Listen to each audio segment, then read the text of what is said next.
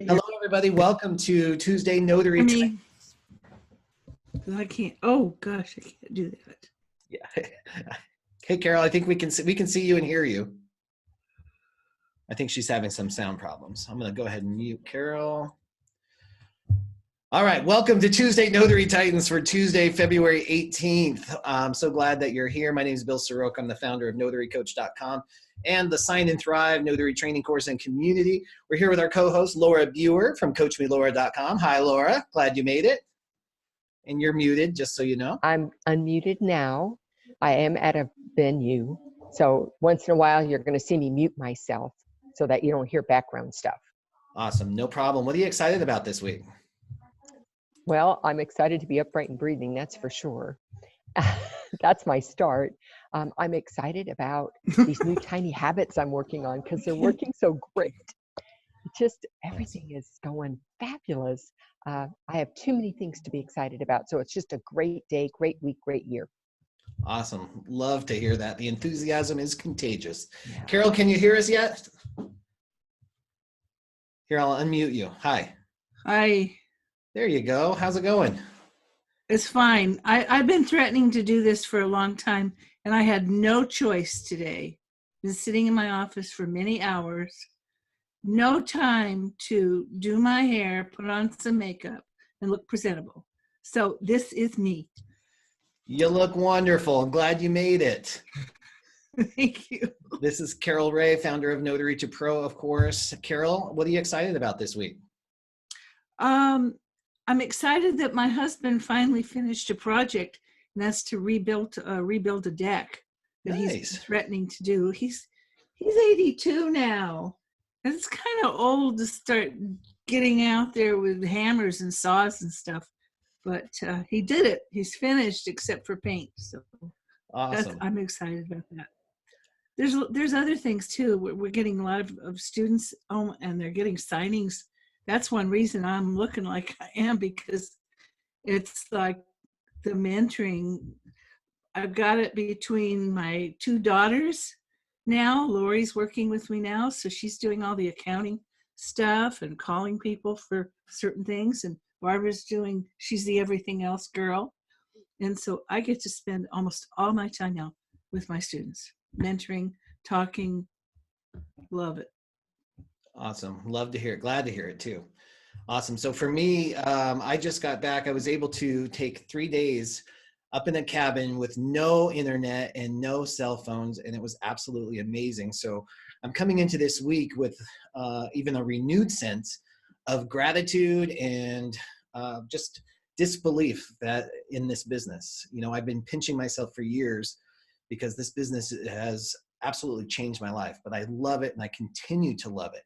So this is one of those, you know, the three tenets that we get to, we get a flexible schedule. So I'm so grateful to be able to schedule a day off to take advantage of this stuff, the chance to make unlimited income in an old-fashioned business kind of way. I mean, we work, we get paid, and this thing's scalable to all kinds of levels. And it's in a business that we can be proud of. So I'm just feeling really grateful for that today. That's what I'm excited about. So without further ado, let's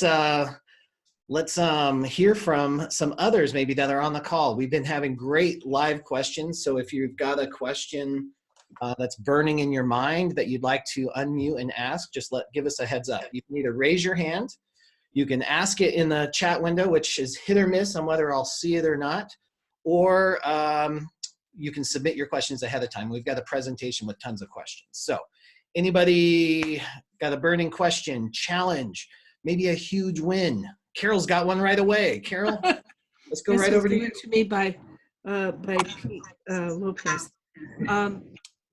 They were talking about signing agent insurance, and apparently, apparently this is a big thing now. People are discussing signing agent insurance, not just E&O insurance, and I told him I'd bring it up today, and so we could kind of talk about it and see how people feel. I know it's expensive. Sure. Yeah, go for it. What do we got? Well, I'm asking you. You want to ask me about? Yeah, let's talk about it and see what your opinions are. I have never advised a student to get signing agent insurance, particularly. Never had a student in over 7,000 that have ever even had their E&O insurance contested, or, you know, somebody looking to get some money from them. And the signing agent insurance, I don't know what anybody else's experience is, but it's very expensive from what I understand. And I don't think I would spend the money for it. Yes, that's a great question. So here's my general take on it. Number one, I am not qualified to advise you on whether or not you should get that additional insurance, except I can only speak from experience. And, you know, for every nightmare story that is going to be quoted to you as a justification to get that insurance, like Carol says, there are thousands and thousands and thousands of others that don't need that additional coverage. So it's we teach a certain methodology in here, and I think we're all on the same page, Laura, Carol, and I, when it comes to your insurance. Getting the E&O insurance from the National Notary Association with that tail coverage, even though it only technically covers notarial work, is still what would be considered a best practice. Now, if you talk to an attorney, if you talk to an insurance salesman, they're really going to have plenty of case study to sell additional coverage. So whether or not you should or not is really kind of up to you and the professionals that are advising you.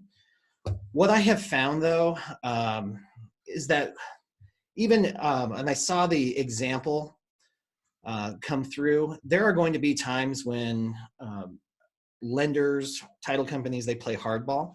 What I have found is that if you truly just made a mistake and you own your mistake and you try to fix it in the best way possible with the right attitude, these things don't tend to trickle down much further. All the title companies, they have umbrella E&O insurance policies that would cover you in these situations. So it's very, very rare that it trickles down to the notary. Is there an exception to that rule? All the time. There's always going to be exceptions. So I don't know if that really answers your question or not. It's not common to have the additional signing agent coverage. That is why we don't talk about it very often. Is Pete on this? Peter, are you here? I'm not sure if Peter is. Is Joe here? Oh, oh my God. I met Joe. I got two.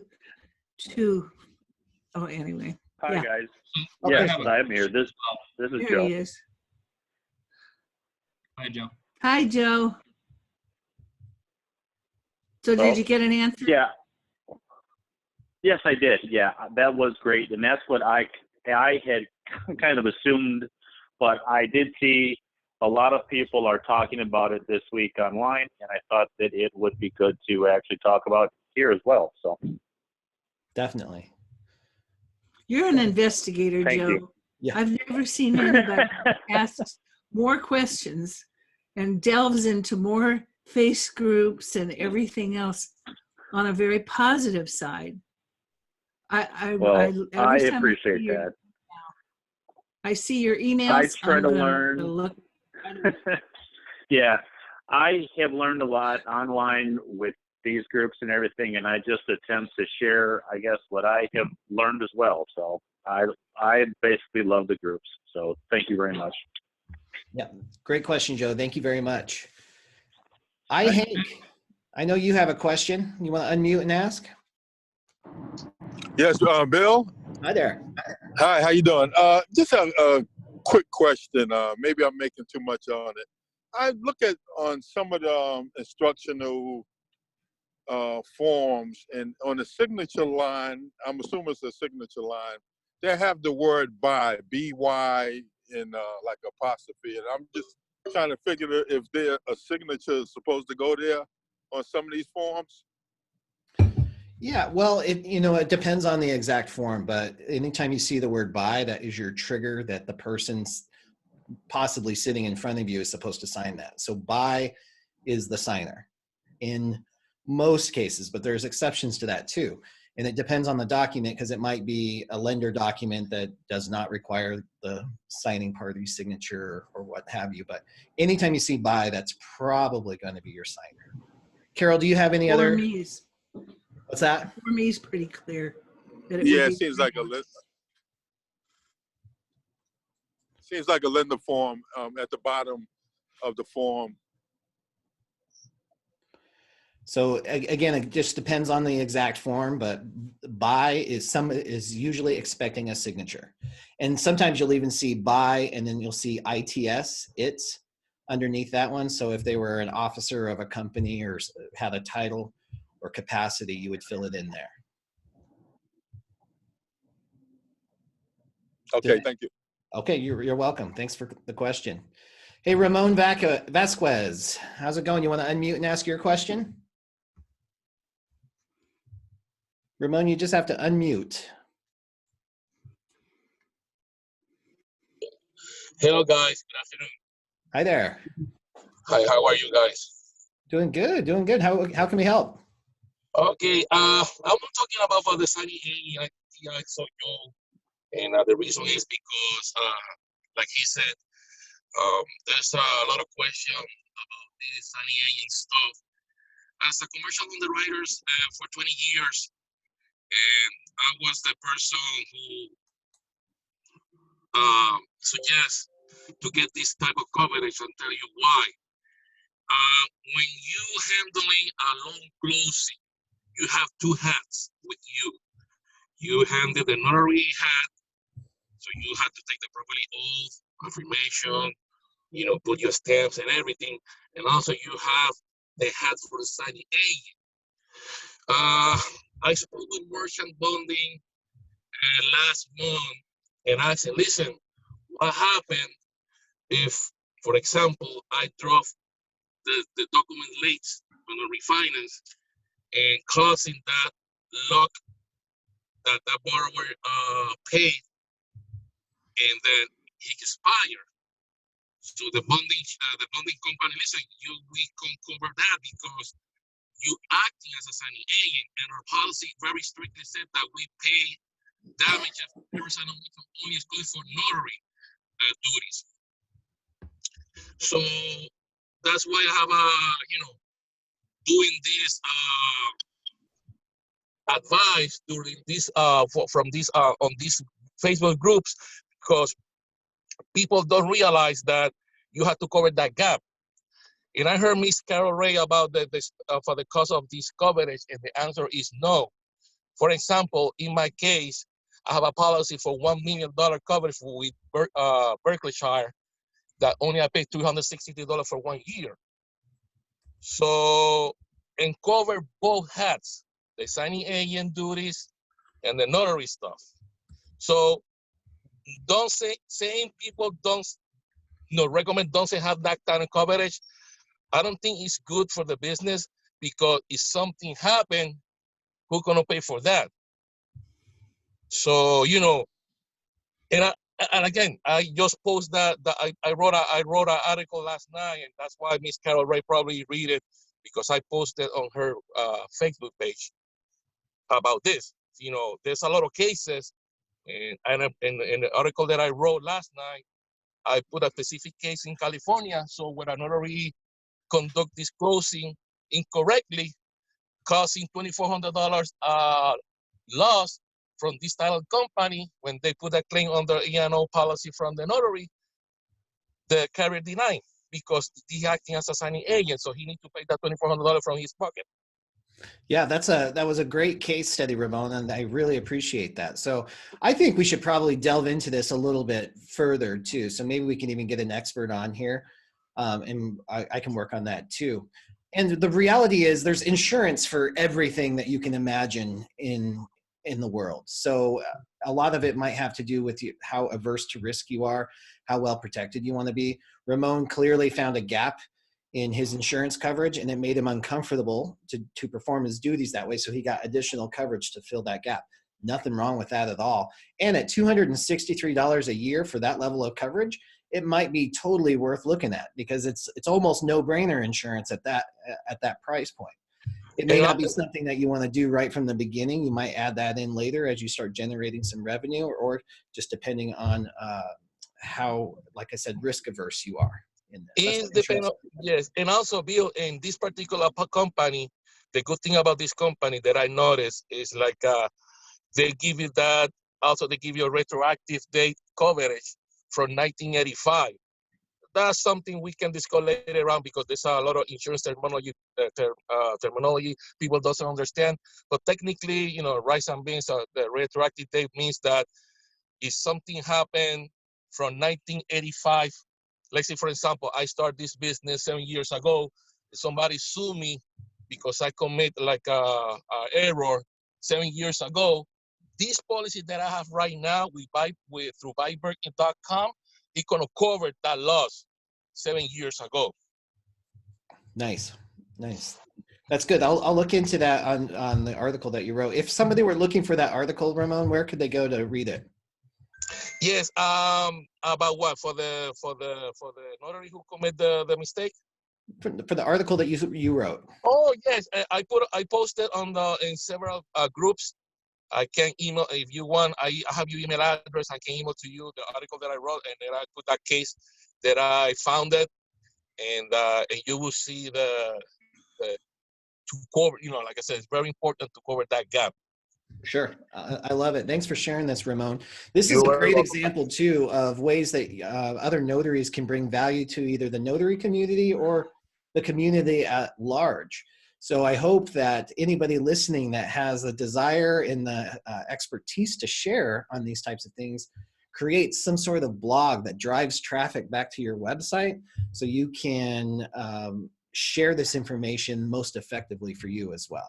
It makes it real easy for us to share your information when it's a link or a post on your website too. Awesome. Thank you guys. That was great. Giselle, I see your hand up. Thanks for your patience. How can we help? Giselle. Yes, can you hear me? Yeah, hi, how's it going? Good. I just recently, earlier today, had a call because I finally got Ron certified and everything like that because I'm in Florida. Great. And somebody wanted me to do an e-notary. It was a real estate agent. It was only like one document, but the couple were out of the country. So I'm on the Doc Verify platform, and you can only do like US ID, and it only processes that. My question is, are we able to notarize out of the country if one of the entities is in the US? And is there a platform that allows you to do that? Great question. And yeah, this is state specific. So in some states, they do allow that. And it's important to note too, that just because they're traveling outside the country does not mean they're not a US citizen and cannot provide the US IDs. So Oh, they didn't have it. They didn't have US IDs. they don't have US IDs. No. That's probably going to present a problem. I don't know for sure on that though. I think if there's anybody on the call that is in Florida, Ron certified, I think that's going to be your best option. Mm-hmm. Otherwise, the Secretary of State, and I know that's doesn't say much for Florida right now because it's really hard to get a straight answer. Yeah. Or possibly the customer support, even though I know Doc Verify doesn't have a whole lot of options that way. That might be where you want to go. Laura says the ID laws are not different for Ron versus traditional. So in Florida, if you can't accept foreign government ID for notarization, which there's a high chance that you can't, you may not be able to proceed. Okay. Great question. Sorry, I wish I had more of a detailed answer for you. All right, thank you. Hey, Bill. Hi. Hi, and this is directed toward Giselle. I have a name here that you might want to try to get a hold of for Ron specific, since that's what I work with. And his name is Jason, and he's with Worldwide Notary. So that might be somebody you can get a hold of, because I know that he's very big on the technical aspects of how to verify IDs from foreign dignitaries and countries and stuff like that. And so I'll type it to you privately what his information is, so that maybe you can get in touch with him and see if maybe he can give you a better answer. All right, I appreciate that. Thank you. You're very welcome. Awesome. Laura also says that the NNA is now also providing RON training for Florida, so that might be another great option for you. Excellent, thank you guys. Anybody else, live questions? Judy, I saw that you had tried to unmute earlier. Did you have a question? No? All right, well, let's jump into the presentation.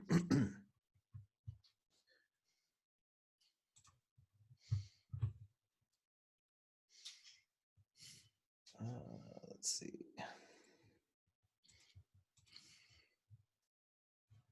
All right, can you guys see that okay? A thumbs up. All right, thanks, Ruth. Okay, question is there a network of single mom, full-time working notary signing agents? She happens to be in Northern California, but if there's anybody who has a specific networking group like this on Facebook, or you know of something on Meetup, if you wouldn't mind just filling up the chat window and sharing that information. That is a particular niche with its own particular challenges. So I'd love to connect her to whoever she needs. All right, in Florida, how should the loan be signed if the buyer is an LLC? And if the title company told me to sign with the individual, then add managing member of the LLC after the signature, now they tell me that the lender's not happy with that, so they are demanding a new signing. What should I do?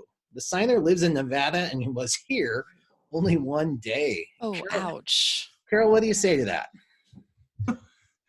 Well, I don't think that that's going to happen, because if they were only there for one day, I don't know who would be traveling from Florida to Nevada or vice versa. You have to go with what the lender wants, basically. You've got to follow directions, and if that's their direction, but it should have been made clear at the beginning. I don't know who would have determined that they needed to sign as the LLC or the managing member. I don't know if this person's on it or not, but who directed them to do that?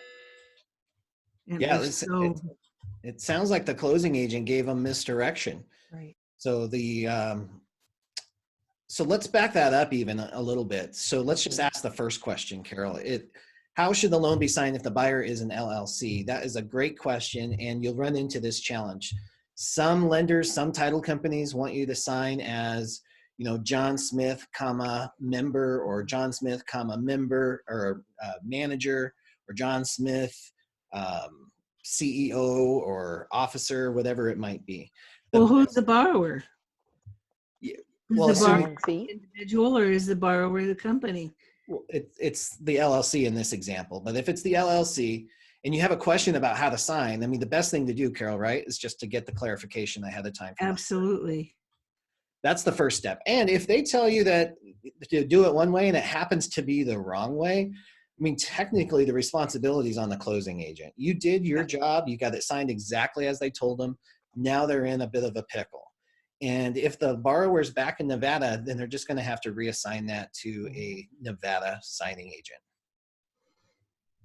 There's not a whole lot that you can do. You can't go back and fix all that without the presence of the borrower. Laura, anything else on that one? No, I think that's exactly right. And, every time I check back with the hiring company, because I don't know a lot of times if they need the title or they don't need the title, and I don't want to take that responsibility. Yeah. So, yeah. Well, the other thing that's varied that causes a problem if you don't check it, make sure exactly how they want it signed, is with these darn trustees. Mm-hmm. They came out with that wonderful verbiage at the bottom of the trust stuff a number of years ago, 6-7 years ago maybe, that said they were signing as an individual and as the trustee of the trust. Mm-hmm. Oh, hallelujah. That said it all. When they signed their name, that's how they were signing, in both capacities, as the individual and as the trustees. We ran into something, though, immediately. We did a VIP signing that took us 50 miles. And I went with the paragraph. I did not have them sign anything but their name. That's what it said underneath. And it was a Bank of America. They called me and they said, no, they wanted them to sign the whole thing, the trustee and everything. And so Bill and I went back and we did it. Unfortunately, didn't ask them at the start. That very day, I got another signing, Bank of America, different signing service. I called them. How do you want this signed? All they have to do is sign their name as an individual. Same lender, different signing service, different directions.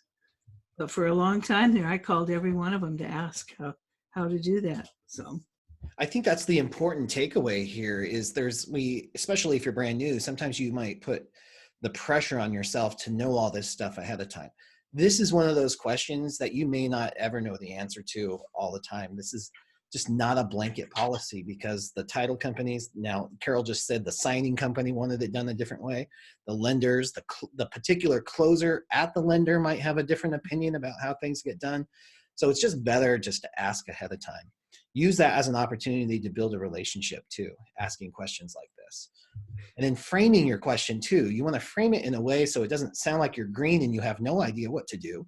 Frame it in a way that says, hey, I'm a professional and I've had clients that like it different ways. How would you like it? And I'll customize it. Frame it like that so it comes across in a way that suggests that they're dealing with a pro. The three of us are involved very heavily in our lives with mentoring. I mean, this is my full thing now, just about. And I hear the students all the time, oh, I don't want to call, I don't want to look stupid. None of us do. And so they call me, and I don't want to look stupid for sure.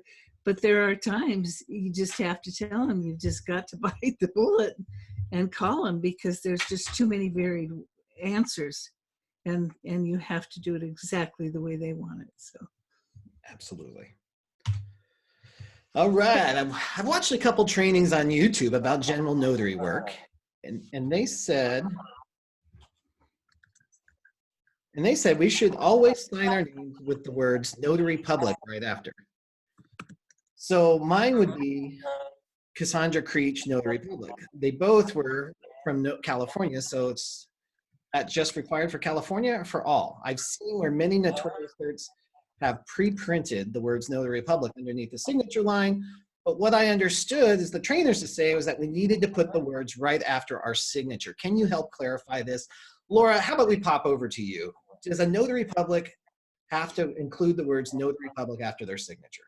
The answer is, on an acknowledgement, yes, but not after the signature. It's after where they print their name. Before me, Laura Biewer, comma, Notary Public. That's where it goes. Down at the signature line, you don't have to. Sometimes you'll find certificates with a line for you to print your name again, if they can't read your signature. But the requirement is within the certificate, not at the signature. And in the jurat, there's no place to put your name at all or title. Yeah, and I have never heard of this ever for the title, so I would definitely, it would not be something I would be advising. Carol, any other additional feedback on that? No, that's what I've been training. Perfect. California, a few words here.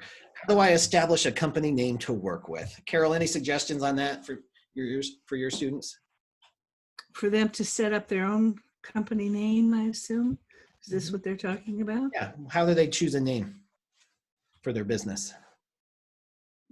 Ask people, ask friends, get family members to give you some input, come up with something that's kind of different, interesting, but says what you do.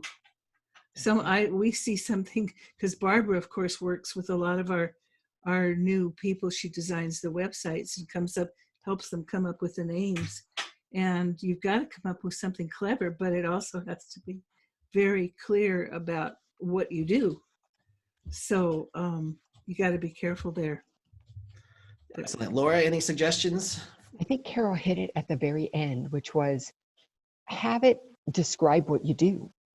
I mean, if you're a notary, If you're mobile, those words should somehow be a part of what you're doing, so that when someone sees the name of your business, they understand this is the work you do.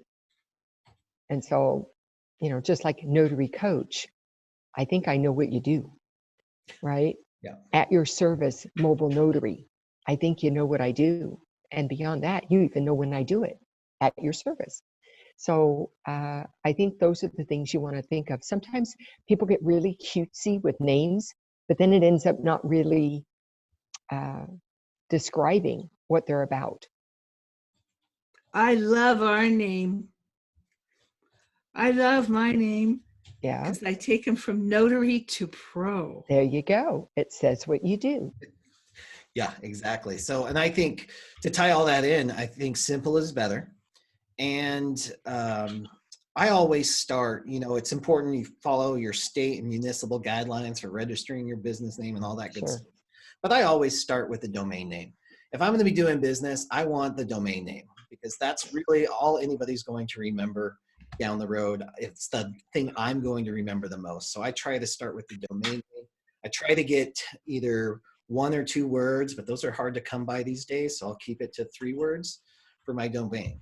The other side of this, and I think I've shared this with you guys before, but I've changed my name tons of times in my business. I love the thrill of starting a new business. And part of that is choosing the name, choosing the domain, creating a landing page, making business cards, creating the logo, all that good stuff. That is fun part. I'm sure they didn't ask the seller. Sorry, guys. Why? What are they saying? Yeah, he's mine. I want to keep him. And then they wrote yes and no on the top. What is a yes and no? Hey, Bunmi. Bunmi Morgan, we can hear your conversation. If you can mute yourself, the system won't allow me to for some reason. Thank you. So what I was saying is I've changed my name dozens of times.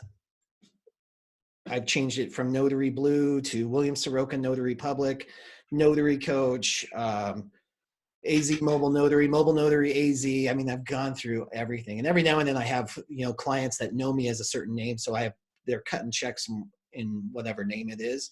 But when it really comes down to it, they all they're doing business with me. Notary Bill. That's what most of them call me. Bill the Notary, whatever it is. That's how they remember me. That's how this business grows. So I share that with you because while a name is important, it's not permanent. So if you decide to change something down the road, it's relatively simple and easy to do. We're not building a multinational brand here. We're building a brand for our city. And sometimes that's going to evolve. Sometimes you're going to add additional services. So you'll see a lot of people now just adding services to the end of their name. So it's encompassing of everything else that they're going to do. So keep that stuff in mind as you're choosing your name. My name was I Sign Docs. That's pretty specific. I like it. Simple, see? All right, I'm in Texas. Is it acceptable to use a signature stamp when signing certificates rather than hand signing? Laura, what do you think? Oh, you're still muted. Sorry, Laura. I'm going to say no. The 2 requirements on a notary certificate that are required is an original manually affixed signature along with an original stamp. So on traditional signings, those are the 2 original things that you need. Everything else can be stamped, pre-typed, but not those 2 things. Beautiful. Any other feedback on that one, Carol? No, absolutely not allowed. Nowhere that I know of. I'm seeing companies switching to paying notaries through signature closers. What is the benefit to title and the signing service? One aspect seems to be extending the timeline to pay notaries. Carol, I'm not familiar with this. Have you noticed a trend here? I can't speak to it. Yeah, Signature Closers, Mark Fleming's the owner. He's been in business for a long time. I've always loved their company. Things have changed a little bit lately because they've had to go with the flow. But he's come up with a really good platform that more and more signing services. He's a signing service, but he's providing this for title companies and other signing services. and they seem to like it as compared with SnapDocs. So that's what they're doing. That's what they're using. I don't know what the benefit is, except probably lower prices to them, maybe better service, maybe more highly qualified signing agents. I don't know, but I know Mark, and I know he must be doing a really good job. Okay, wonderful. So to clarify, the Signature Closers has its own platform similar to SnapDocs that other signing companies can use to distribute their signings. Mm-hmm. Okay, perfect. And then of course it looks like there's a payment process in there, very similar to SnapDocs as well. So yeah, and that's one thing that we can definitely testify to is Mark's legit. Signature Closers has a great reputation for that. So good. I'm glad there's alternatives out there. And there's a few other ones too to the SnapDocs platform, and a lot of them are moving. I see the notifications quite often, and it's probably due to lower fees. That might be the motivation for that.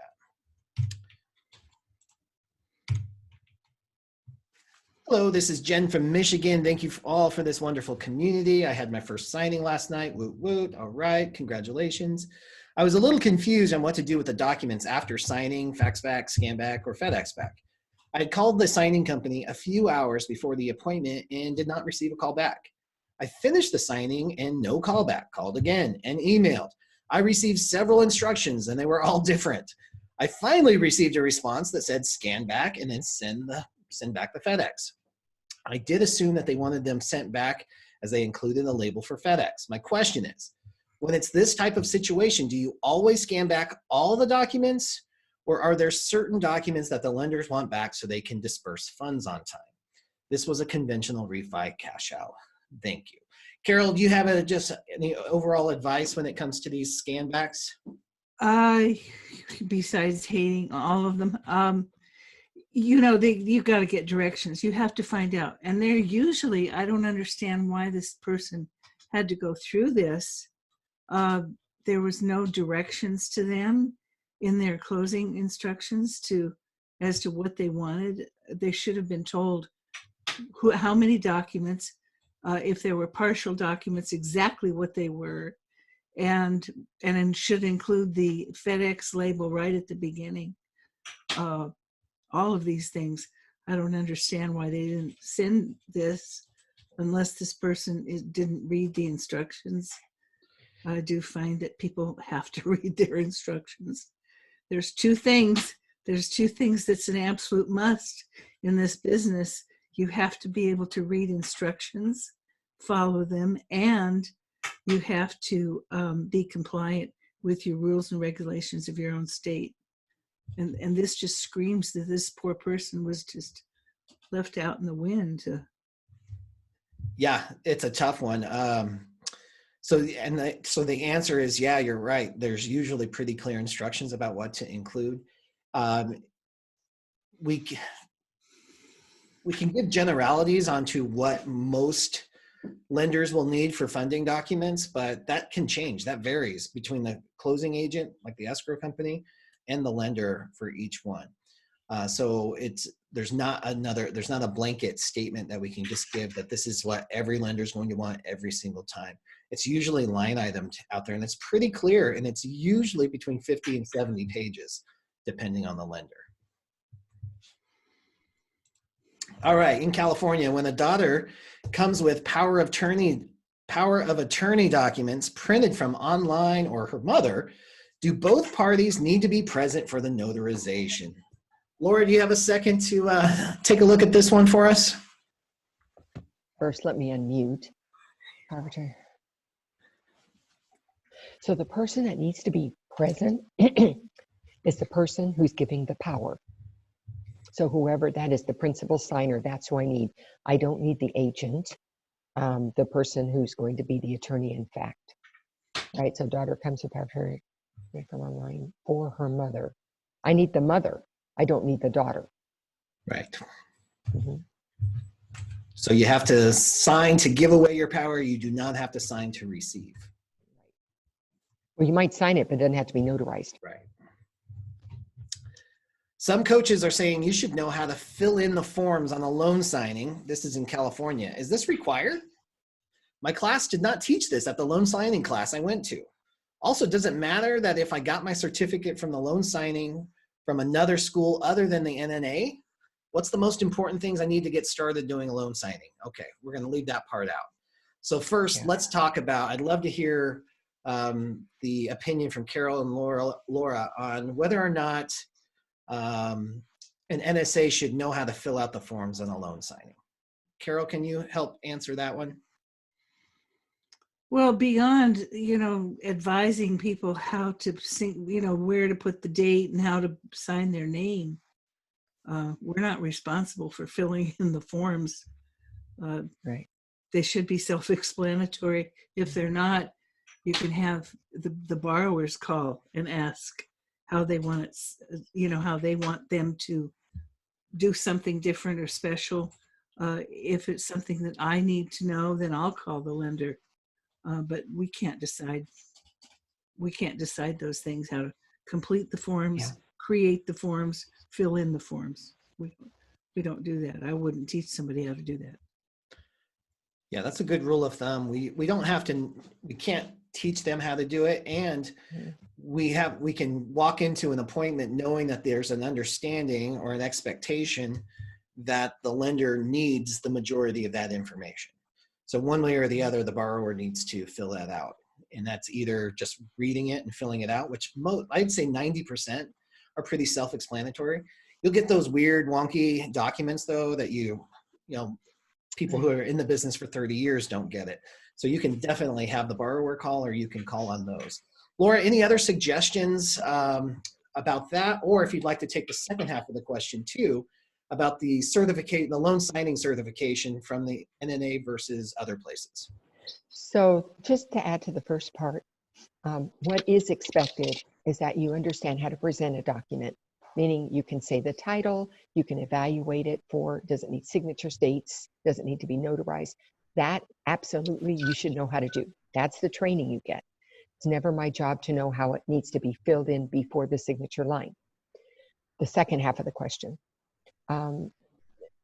There are plenty of places you can be certified as a loan signing agent, from an MJC, a junior college, to Carroll, to the NNA. There's lots of places to get that. What the NNA has, the only thing that I really think they have is they have a name recognition that's bigger. And so I think you want to find the training that you think is good for you. And then the background screen certification, get that from the NNA, and you get their recognition because your certification, your testing and background screen is through them. And that is what's nationally recognized for the background screening. And so that's what I would do. Not everybody is appropriate for everybody's training. Some people are more visual learners, some need more hand holding, some need to be face-to-face. So depending on what your learning needs are, that's how you should choose. And also check the reputations, because there's a lot of people out there that they set up shop and say, hey, I can teach this now. And they don't really have the real life experience to go with it.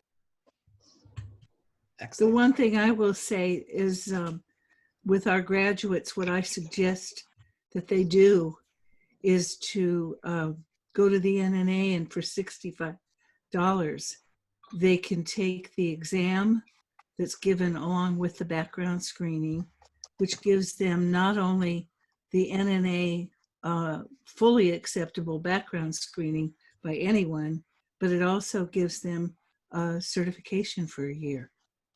So they end up with the NNA certificate and background screening, and then my certificate. Right. And it's good to have double certifications. More, better. Definitely. There's so much perspective in this business, guys, and this is what this is. You want to find a mentor that resonates with you, because you're going to hopefully be spending a significant amount of time. I mean, Carol, I know you spend a lot of time with your students. I spend a lot of time with mine. Laura, you have the one-on-one coaching too. So you want it to be a relationship of respect and somebody that you're going to like hanging out with a little bit too. So do what's right for you. I always like to clarify it though. The certification is different than your education. The certification from the Right. NNA gets your foot in the door to signing companies. That's just what they're trained or what they know to ask for, and it comes with that criminal background check. But after that, that's why I made it phase 2 of my system, right? You can get that certificate and you're technically eligible to start making money, but you really need to know how to do this business, like the meat and potatoes. What are you going to be doing all day, every day that systemizes your approach and makes this a truly viable business and lifestyle for you? Excellent questions. How are we doing on time? Okay, good.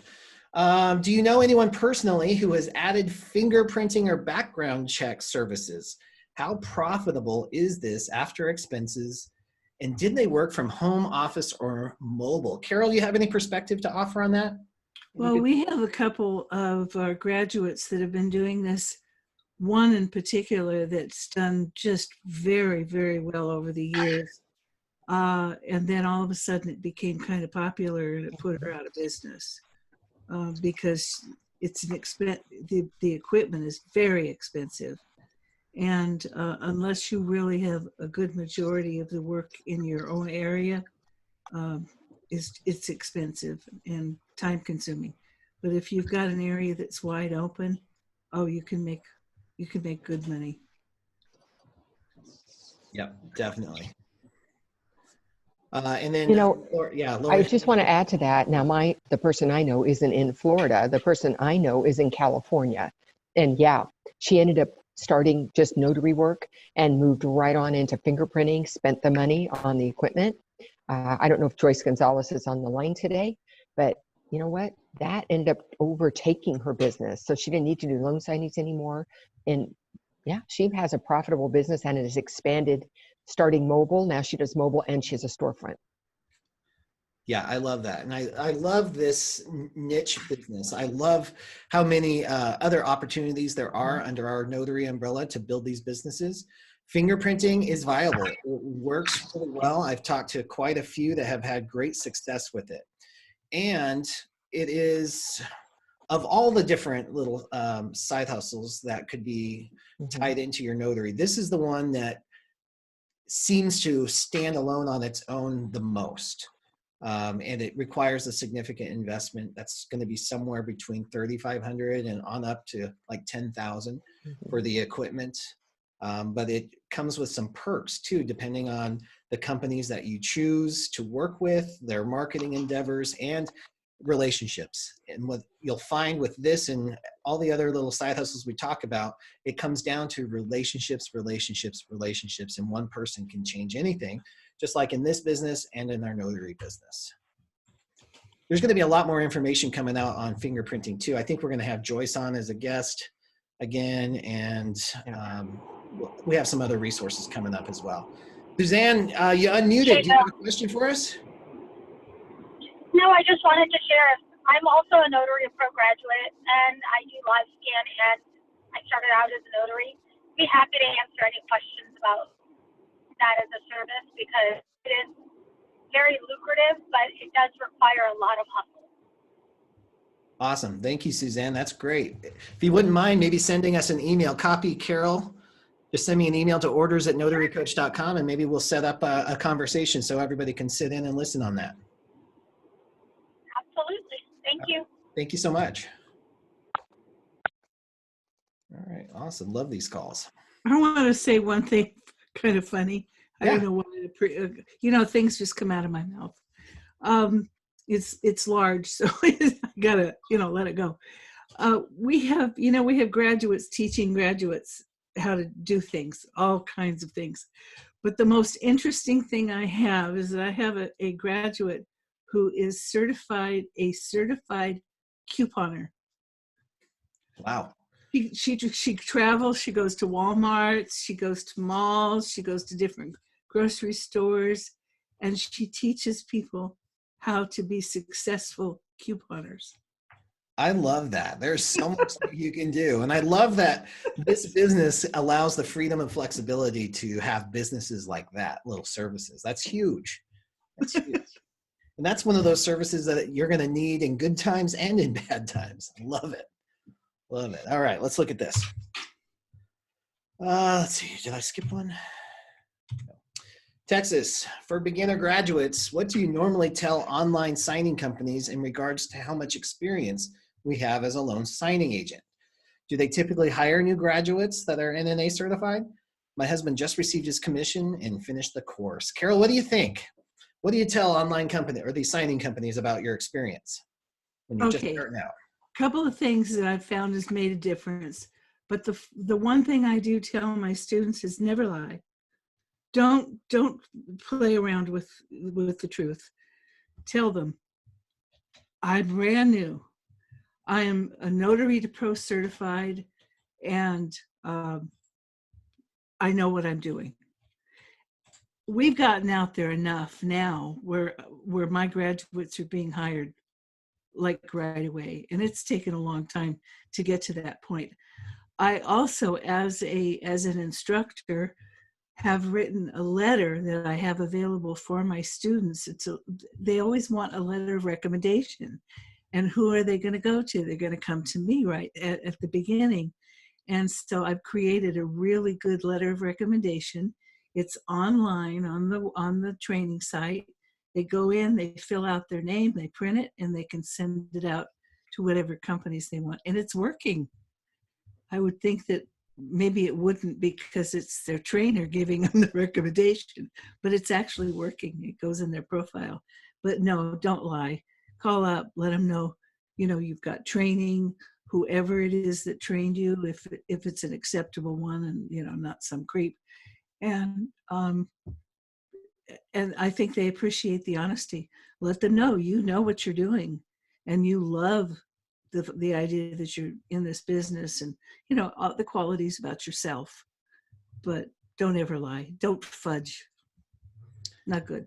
Definitely. You don't want to start a potentially long-term relationship on shaky ground on a lie. And I know there's trainers out there that tell you to lie about your experience. Tell them that you've actually signed with them before a long time ago. We just skip all that. I mean, the reason that we're in this is because we get to show up and be our authentic selves and really have a business that becomes part of us that we can be proud of. And so you want to stay in integrity to do that.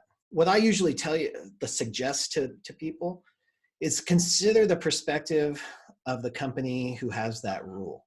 And they have these random arbitrary number, 2 years experience or 50 signings. That's completely arbitrary. And it's not necessarily about the time. They're just trying to weed out people who just rolled out of bed one morning and said, I'm going to be a signing agent. They want somebody who's going to represent them professionally at the closing table, because that's what we're doing. We are an independent contractor for them, for that signing company or for that escrow officer. And if it's a signing company, then we're representing their client, the escrow officer, at the closing table. So they need to have confidence that we know what we're doing. We're not showing up in sweatpants, that we understand how to briefly describe a document, and we can navigate a conversation so these signings go smooth and efficient. That's all they want, a smooth and efficient signing that gets done correctly. So if they ever have a rule that says 2 years experience or 50 signings, or I'm sorry, we can't take you because of this, it's not necessarily a door slammed in your face. It just means that the initial rule is going to require an exception for you to get through it. And if you believe that you are the right person for the job, if you believe that you bring all the skills, like all of your past history, all your experiences, who you were before you were a notary counts in this business. So bring it forward and sell yourself, paint a vision, acknowledge their concerns. Thank you for having high standards. That helps raise the bar in our industry. I understand why you would have this limitation, and here's why I still think I'd be a good fit. Kick the door down. Let them know who you are and why you'd be great at this. I was excited this morning. I didn't mention it, but I will now because it's kind of important. But I had a student who called me this morning. She's got her first signing tomorrow. And wow. It's with a title company in Florida. They called her directly.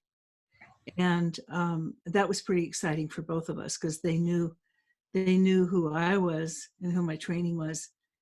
Her taking her on face value, which was really exciting for me because that doesn't happen very often. Love that. Love that. Dita, I see your hand up. You want to unmute and ask away? Hi, it wasn't a question. It was just a comment regarding, how to sell yourself or kick the door down, as you would say, Bill.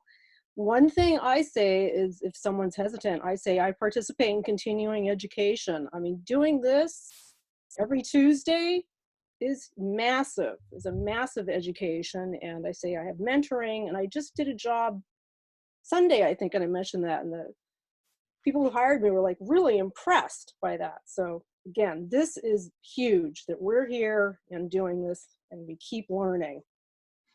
Dita, you're worth being, yeah, you're worth it, Dita.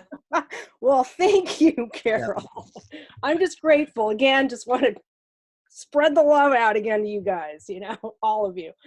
I love it, Dita. Thank you. And that really brings up a great point. When you throw out continuing education, or you use words that are suggestive of personal development and the Kaizen concept that I talk about, that Japanese philosophy of constant continuing improvement. What happens when you throw those out is there's high performers in every industry. Whenever you suggest continuing education, or that you're working or you have independent study and do this, you attract the people who have those similar values and take that on. And it's an instant in for those people. It's like, oh my gosh, I found a like-minded person. This is great. You're committed to this. And that stuff can really make a difference. I think we have time for one more question. Gina Marie has her hand up. Would you like to unmute and ask? Hi, good afternoon, everyone. Hi, Bill. Hi So there. a quick question regarding loan docs. When a lot of the documents that the borrowers are responsible for filling out, what if you get an elderly person or someone who just handwriting isn't good, and they say, can you please fill them out for me? Are we allowed to do that? I mean, I know that I've been told that we cannot fill them out, that they need to, but what if they request or ask us for help, and due to maybe they're just old, or their penmanship isn't good? Yeah, great. Just from a customer service perspective. Carol, what do you say to that? Yeah, if she's talking about something like the statement of information, some lengthy form, and it's difficult, absolutely, I have no problem filling it out for them. Okay. And I'm in the same exact boat. As long as they are giving me the answers and I'm not making them up, I'm just, you don't run into it very often. But for our customer service reasons, I've done that before. Sometimes I'll date for them and have them confirm the date, whatever it is, especially on reverse mortgages, where you got 300 pages and you've got a senior population, sometimes in their 80s, that aren't used to signing 300 pieces of paper. So I don't necessarily see anything wrong with that myself. Okay, as long as they ask you to do it. I mean, or. Okay. I definitely would not offer, for sure. Okay. All right, great. Thank you so much. Yeah, you bet. Great question. Thanks for bringing that in. I love the heart of this audience. Thank you so much for joining us, Carol. Thanks for joining us as usual on a Tuesday. I know, like you, I really look forward to this. Guys, thanks for growing yourself and your business on the Tuesday. We'll see you next week. Bye-bye.